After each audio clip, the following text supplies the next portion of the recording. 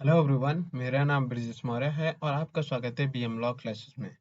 आज हम स्टार्ट करने जा रहे हैं लेसन 15 का पार्ट 5। ठीक है, आज हम ये स्टार्ट करने जा रहे हैं। Now, receipt voucher and refund voucher क्या होता है? According to section 31 subsection 3 clause D, a registered taxable person shall on the receipt of advance payment with respect to any supply of goods or service or by him issue a receipt voucher evidencing receipt of such payment content of receipt voucher. Now, उन्होंने कहा है कि भाई जब भी माना ए है B है, बी क्या कर रहे हैं?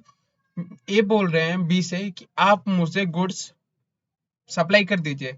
तो बी ने कहा कि आप पहले मुझे एडवांस पेमेंट करिए, आप मुझे 500 का एडवांस पेमेंट करिए, तभी आपको मैं गुड्स आपको सप्लाई करूंगा। तो जब ए ने 500 रुपीज दिए, इन्हें 500 रुपीज बी को दिए, तो बी ने क्या करा?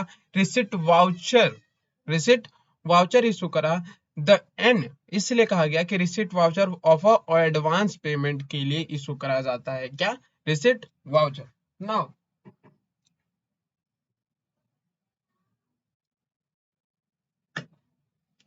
अब contain of receipt voucher, contain of receipt voucher की बात करते हैं। A name, address, GSTIN of the supplier with a consecutive serial number, date of issue of receipt voucher, name, address on GST recipient, और description of the good and service, amount of advance taken। ये सारी चीजें एक receipt voucher में होनी चाहिए। ये important लिख लेना। वैसे तो बताया है कि जो भी जितने भी वो invoice, tag invoice, invoice cum bill of supply, receipt voucher, refund, अभी हम जितने पढ़ेंगे ये सारी चीजें इंपॉर्टेंट है। ठीक है, तो ये भी एक तरह का कंटेंट भी इंपॉर्टेंट है। Now, according to section 31 subsection 3 clause E, if subsequently supply is not made and the tax invoice not issue, refund voucher should be issue against a such payment। now, जैसे मैंने बताया कि ए ने क्या करा? Advance payment करी 500 rupees, और B को क्या करना है? सप्लाई करना है गुड्स। तो जब बी अगर सप्लाई नहीं करते हैं गुड्स, अगर मान लिया जाए कि बी ने सप्लाई नहीं करा गुड्स, बी ने क्या करा? सप्लाई नहीं करा गुड्स, तो रिफंड वाउचर इशू करेंगे। Then understand, should be issue against the such payment. Content of refund voucher identical to requirement of receipt voucher except for the cross reference of recipient voucher is required and the amount of refund should be indicate instead of the amount received as a advance। ये सारी चीजें होनी चाहिए एक refund voucher में। Now, self invoice and payment of voucher for the tax under the reverse charge mechanism. A registered person who is liable to pay tax under the reverse charge mechanism shall issue a self invoice। क्या करना है? उसे self invoice issue करना है respect of good और service receive by him on the date of receipt of the good और service from the unregistered person, unregistered supply. अब यहाँ पे कहा गया है ए है बी है। ए क्या हमारी क्या है? रजिस्टर्ड पर्सन है, और बी क्या हमारे अनरजिस्टर्ड पर्सन है। ठीक है, तो ए ने क्या करा? बी से गुड्स लिया। क्या लिया? गुड्स लिया। तो बी क्या अनरजिस्टर्ड पर्सन? जब अनरजिस्टर्ड पर्सन होते हैं तो क्या होता है? Reverse charge mechanism. इसका मतलब बी टैक्स पे नहीं करेंगे, यहाँ पे ए टैक्स पर करेंगे on the behalf of B. Simple.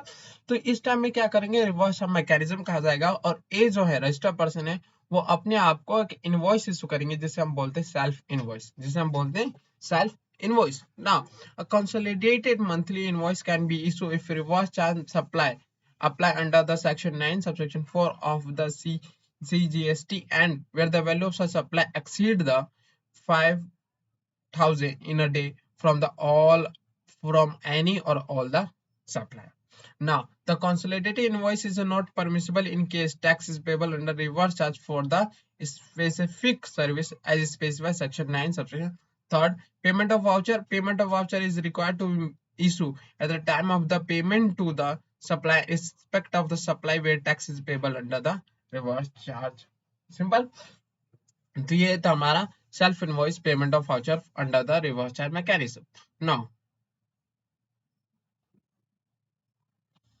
According to section 31 section 4, in case there is a continuous supply of goods and where the successive statement of account are issue or where the successive payment are involved, the issue must be issued before or at the time of issue of each successive statement of account the recipient of each such payment. इन्होंने कहा कि जब बात आती है such statement of account की तो और या फिर गुड्स की supply of continuous good supply continuous supply of goods की, तो इनवॉइस जो है वो बिफोर या फिर at time of each such recipient of each payment करा जाएगा। सिंपल, इसका मतलब जब मान लिया जाए कि 1 2 3, ठीक है, इंस्टॉलमेंट्स में गुड्स हमें सप्लाई करना है, तो जब जब सप्लाई करा जाएगा, जब जब पेमेंट होगी तब तब इशू करा जाएगा, या फिर स्टेटमेंट ऑफ अकाउंट जिस दिन करा जा रहा है उससे पहले हो जाना चाहिए। Meaning of continuous supply goods means a supply of goods which is provide continuous under a contract whether or not by means of wire, cable, pipelines, or other conduct, and for which the supplier invoice or the recipient on the regular or periodically basis include the supply of goods as the government may subject to such condition it may by notification specify। Simple सी बात कही कि कोई भी under contract तो continuously supply करा जा रहा हो, कि ना वो वायर द्वारा हो, केबल द्वारा, पाइपलाइन या फिर कोई भी अदर कंडक्ट द्वारा हो, उसे हम कंटिन्यूस सप्लाई कहते हैं। Now, according to section 31 section 5, in case there is a continuous supply of service, अगर मान ले जाए किसी केस में अगर continuous supply of service होता है, where the due date of payment is ascertainable from the contract, invoice must be issued on or before such due date। अगर ascertainable है, इसका मतलब पता है कि किस दिन हमें पेमेंट करनी है, तो उसके दिन उस दिन इशू ऑन और before the such due date issue हो जाना चाहिए, या फिर नॉन असर्टेनेबल है द इनवॉइस में बी ऑन और before the receipt of such payment हो जाना चाहिए। And where the payment is linked to completion of event the invoice must be issue on और before the completion of event. ये तीनों जो हैं ये हमें याद होने चाहिए, ठीक है। Now continuous supply of service, अभी गुड्स की बात हो रही थी ऊपर, यहाँ पे सप्लाई ऑफ सर्विस की बात हो रही है। It means a supply of service which provide or agree to be provide continuously or at current basis under a contract for a period exceeding the 3 month within a periodic payment obligation and include supply of such service as government may subject to such condition notified and specified। Simple सी बात कह गई, ऊपर हमने लिखा था continuous supply, इसका मतलब कॉन्ट्रैक्ट के द्वारा कंटिन्यूस सप्लाई हो रहा है, ठीक है, वो कभी भी हो सकता है, मगर इन्होंने कहा कि कंटिन्यूस सप्लाई ऑफ सर्विस तब कहा जाएगा जब कितने 3 मंथ से ज्यादा हो, for period of 3 month exceeding 3 month से ज्यादा करी जाए supply of service, continuous supply of service करी जाए, उसे हम कंटिन्यूस सप्लाई ऑफ सर्विस कहेंगे for the period of exceeding 3 month. ये याद रख लेना, ठीक है। Now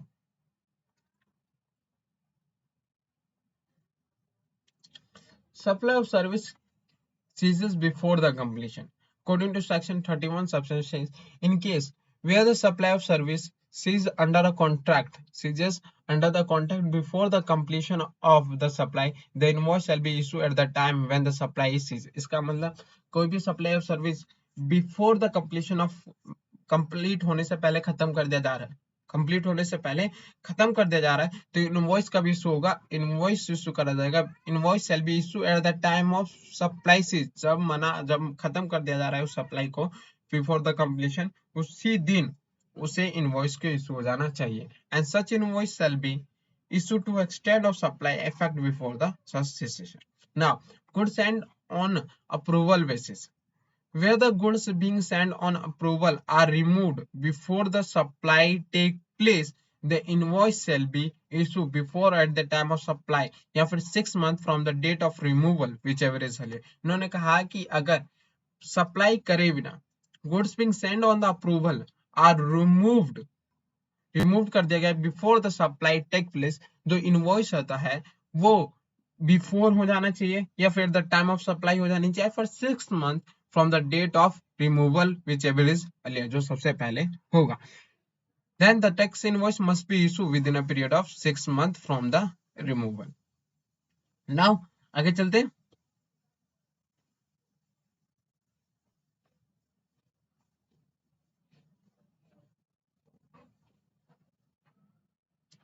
Goods can be removed on an approval basis within a state or outside state. Delivery challan should be issued at the time of removal of goods. E-way bill will be issued whether applicable. The person carrying goods for such supply can carry invoice book so that can be issued the invoice once supplies फर्स्टिगेटेड फर्स्टिफाइड फर्स्टिफाइड now तो can be जो goods है वो remove हो सकता है अप्रूवल अगर विद इन स्टेट या फिर आउटसाइड स्टेट होता है तो डिलीवरी चालान या फिर e way bill electronic way bill भी हम इशू कर सकते हैं simple then removal of artwork galleries for subsequent sale. Artists remove their artwork to various galleries where these are exhibited. The artwork should be removed under the delivery challan and e-way bill where applicable. Once the artwork is sold, the tax invoice should be generated. Simple सी बात कहेगी कि अगर कि मान लिया जाए कि ये जो है उन्होंने कोई इमेज बनाई है फोटो बनाई है ठीक है पेंटिंग बनाई है पेंटिंग को किसी एग्जिबिशन के लिए दिया गया पेंटिंग को किसी दिल्ली में कोई एग्जिबिशन है उसके लिए वहां भेजा गया तो जब भेजने के लिए रिमूवल के लिए करा जाएगा तो या डिलीवरी चालान या फिर ई वे बिल इशू कर सकते हैं और जब ये पेंटिंग दिल्ली में किसी एग्जिबिशन में किसी पर्सन को सेल कर दिया जाएगा सोल्ड कर दिया जाएगा वो उस टाइम टैक्स इनवॉइस इशू करा जाएगा आई होप आपको समझ आ गया होगा now removal of goods outside India for exhibition. The removal of goods outside India for the exhibition or a consignment basis for export promotion is neither supply nor export. Simple सी बात कहिए कोई भी यहाँ पर याद रख लेंगे इंपॉर्टेंट पॉइंट कर लेंगे कोई भी रिमूवल ऑफ गुड्स हो रहा आउटसाइड इंडिया फॉर एग्जिबिशन उसे ना ही सप्लाई कहा जाएगा ना ही उसे क्या कहा जाए एक्सपोर्ट कहा जाएगा now particular of tax invoice में क्या क्या होने चाहिए सेक्शन 31 के according name address and GSTIN of the supplier consecutive serial number not exceeding 60 unique for the financial year date of issue recipient is registered name address and GSTI of the recipient description of goods service along with a harmonized serial number and code value of supply after affecting necessary in discount rate of tax amount of tax value of supply place of supply address of delivery forward charge और reward और signature of supplier और authorise रिपेंडेंट ये सारी चीजें होनी चाहिए एक particular tax invoice में सिंपल नाउ अब बात करते हैं मोड्स की कि किन मोड्स में कितने मोड्स में हम टैक्स इनवॉइस को या फिर चालान को इशू कर सकते हैं now in case of supply of goods यहाँ पे ध्यान देंगे supply of goods the tax invoice must be issued in triplicate so invoice must be issued in triplicate original for the recipient duplicate for the transport और triplicate for the supply इन्होंने कहा कि जब भी आप सप्लाई ऑफ गुड्स कर रहे हैं तो इनवॉइस तीन होने चाहिए एक इशू तीन इनवॉइस इशू होने चाहिए पहला जो रिसिपेंट गुड्स रिसिप्ट करेगा दूसरा जो ट्रांसपोर्ट करेगा और तीसरा जिसने सप्लाई करा वो गुड्स को सिंपल अब इन केस ऑफ सर्विस की बात करें invoice must be issue in duplicate दो इनवॉइस इशू करेंगे पहला फॉर द रिसिपेंट दूसरा for the supply now where the goods are being send और taken on approval for sale और return are remove before the supply take place the invoice shall be issued before at the time of supply after 6 months from the date of removal whichever is earlier simple सी बात यही कहेगी हमने ऊपर भी पढ़ा था कि अगर बिफोर सप्लाई करने से पहले गुड्स को रिमूव कर दिया गया सप्लाई करने से पहले गुड्स को रिमूव कर दिया गया तो जिस दिन सप्लाई हो रहा है या फिर उससे पहले जिस दिन सप्लाई हो रहा है उस दिन पहले या फिर 6 month from the date of approval इन दोनों में से कोई भी डेट अगर पहले उससे पहले इनवॉइस इशू हो जाना चाहिए ना एक्सेप्शन यहाँ पे एक्सेप्शन दे रखा है कि कम कम एक इनवॉइस इशू नहीं होना चाहिए पहला the value of supply is less than 200 rupees अगर किसी भी गुड्स या फिर सर्विस की सप्लाई वैल्यू जो है वो 200 से कम हो तभी इशू नहीं हो सकता ऊपर है करना चाहे तो कर सकता है नहीं तो नहीं रिसिपेंट अगर अनरजिस्टर्ड है और recipient doesn't require an invoice तब हम एक इनवॉइस इशू नहीं कर सकते now Instead, such a registered person shall issue a consolidated tax invoice for the such supply at the close of each of forward day all such supply. In case registered person is making exempted goods supply or is register under the composition levy, he cannot issue tax invoice, he will issue bill of supply. issue invoice come bill of supply issue करते हैं हम, जैसे ये पढ़ चुके हैं ऊपर. Now reverse charge, a registered person who is liable to pay tax under the reverse charge mechanism shall issue invoice in respect of goods or service so received by him from the supplier who is not registered on the date of receipt of goods both, and he shall issue voucher at the time of making a payment of such or एक self invoice. हमने ये भी दो चीज पढ़ी थी, self invoice. ठीक है, सेल्फ इनवॉइस इशू करी जाएगी. नाउ एक कहा गया, हालांकि all GST tax payer are free to design their own invoice format. Simple सी बात कहिए कि अपनी मर्जी से कोई भी अपना इनवॉइस फॉर्मेट कर सकता है. It is required that certain field are mention in the invoice rule to be incorporated all invoice a draft template of invoice GSTI and V1 under the GST is below. हम कहा गया कि हमें कोई भी ऐसा नहीं है कि हम अपनी मर्जी से कोई सा भी इनवॉइस के फॉर्मेट रख सकते हैं. मर्जी कंफ्यूज है कि इनवॉइस का फॉर्मेट कौन सा होना चाहिए, वो फॉर्म GSTI&V1 ले सकता है for the GST format, invoice format. Simple.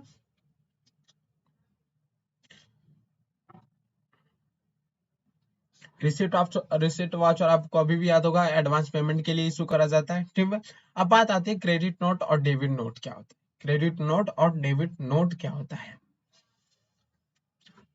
Under the section 237 याद कर लेंगे, under section 237 goods central good and service tax act 2020, credit note means a document issue by registered person under subsection 1 of section 34. The credit note is a convenient and legal method by which value of good or service in the original tax invoice can be amended or revised. The issuance of credit note will be easily allow the supplier to decrease his tax liabilities in his return without requiring him to undertake any tedious process of refund.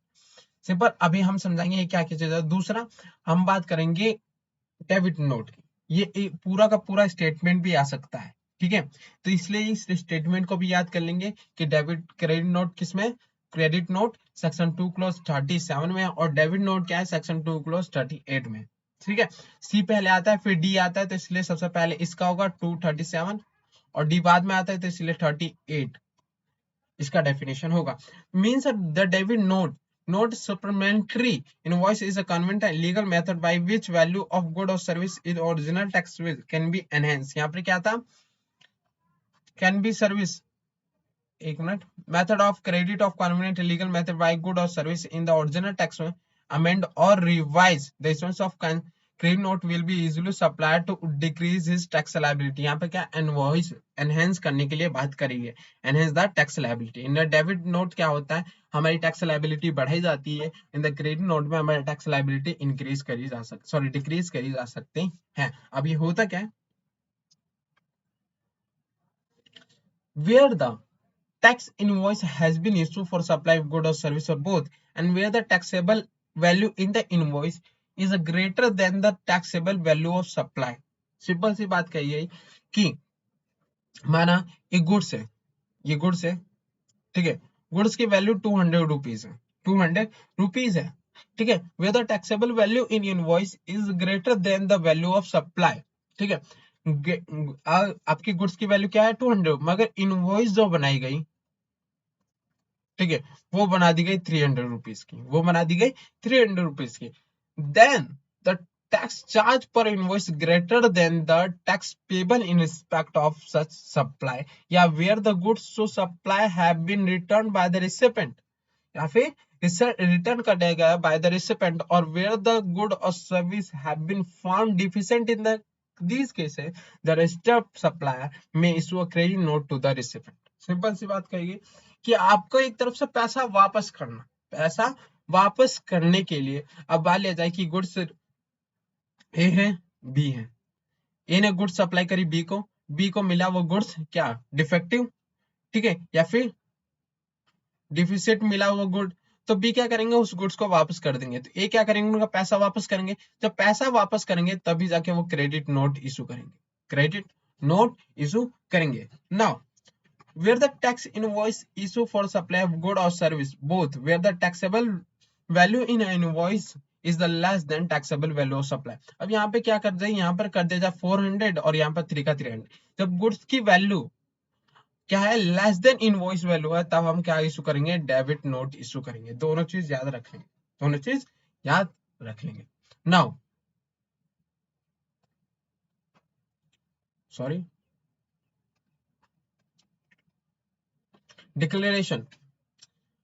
Any registered person who has issued a credit note in relation to supply of good or service or both must declare the detail of such credit note in the return of month during which such credit note was issued, but not later than September following the end of financial year in which supply was made or date of furnishing a relevant annual return whichever is earlier. Credit note क्यों issue करा जाएगा, क्योंकि उसको अपनी liability decrease करनी है, क्योंकि उसने पेमेंट जो है, पेमेंट है जो पेमेंट उसे मिली थी उसने वो रिटर्न कर दिया है, इसलिए उसकी लाइबिलिटी जो है, टैक्स लाइबिलिटी, वो क्या हो गई, डिक्रीज हो गई है। इसलिए उसे क्रेडिट नोट, जब वो डिक्लेरेशन देता है तो उसे क्रेडिट नोट का डिक्लेरेशन देना ही पड़ेगा। No deduction in tax liability of supply shall be permit if the incidence of tax on such supply has been passed to any other person.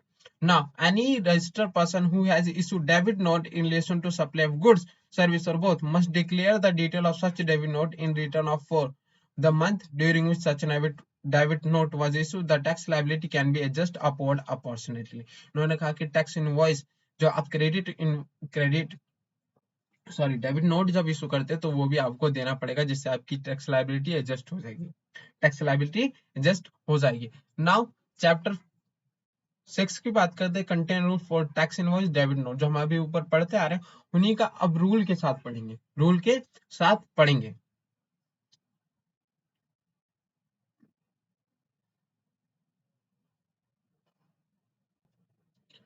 Tax invoice according to rule 46। अब हम अभी हमने पढ़ा वो, अभी हमने जीएसटी एक्ट, हमारा CGST act 2017 के अकॉर्डिंग पढ़ा।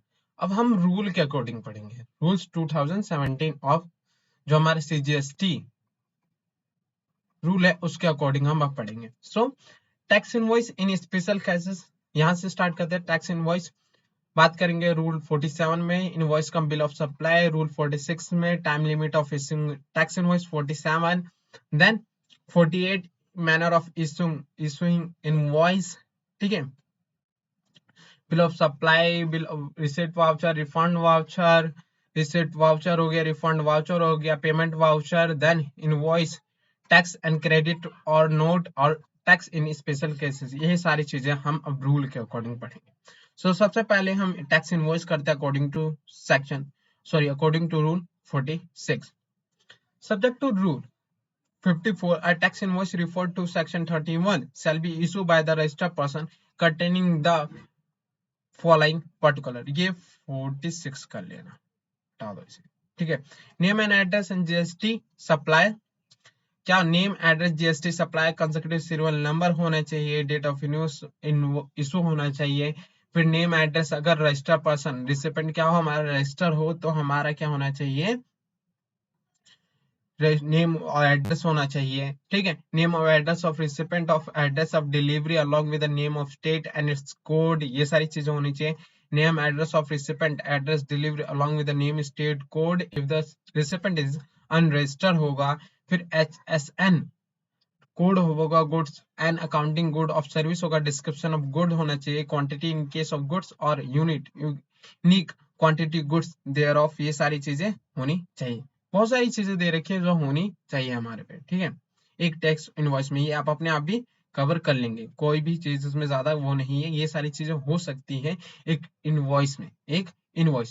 आगे बढ़ते हैं। Provide that board may over recommendation of the council by notification specify the number of digit of SSN code। अब SSN कोड क्या होता है, harmonize system of nomenclature, harmonize state of nomenclature code होता है जो एक गुड्स को description देता है, ठीक है।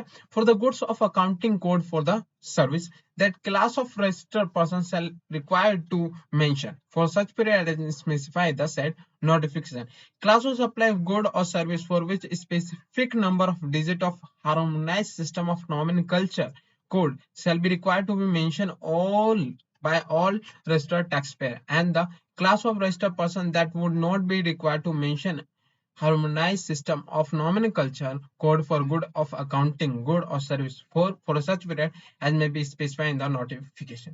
Now position with effect from the 1st March 2021 कब कब एक कितने नंबर का आपका हार्मोनाइज सिस्टम ऑफ नॉमेनक्लेचर होना चाहिए. Annual turnover in preceding year अगर 5 करोड़ तक होता है या 5 करोड़ से कम होता है तो आपका जो बिजनेस टू बिजनेस है वो 4 होना चाहिए और बिजनेस टू कस्टमर है तो 4 होना चाहिए, ऑप्शनल दिया है. अगर 5 करोड़ से आपका एनुअल टर्नओवर ज्यादा जाता है तो बी टू बी हो या फिर बी टू सी हो, इसका मतलब बिजनेस टू बिजनेस हो, बिजनेस टू कस्टमर हो, 6 होना चाहिए. आपका जो हार्मोनाइज सिस्टम नॉमेनक्लेचर कोड है वो 6 होना चाहिए. Now provide further date where invoice is required to be issued under clause F of subsection 3rd of section 31. A registered person may issue a consolidated invoice at the end of the month of the supply covered under the subsection 4 of section 9. Aggregate value of such supply exceed the 5,000 in day from all supplies. Simple हमने ये वो पर पढ़ चुके हैं. Now provide also that registered person not issue tax invoice in accordance with the provision of clause of subsection 3rd of section 31 subject to following condition. name recipient is not registered and receipt does not require. और कब दूसरा एक और चीज था कि जब आपकी किसी भी गुड्स की सप्लाई की वैल्यू जो है value of supply less than 200 हो तब भी आपको इनवॉइस इशू करने की जरूरत नहीं है.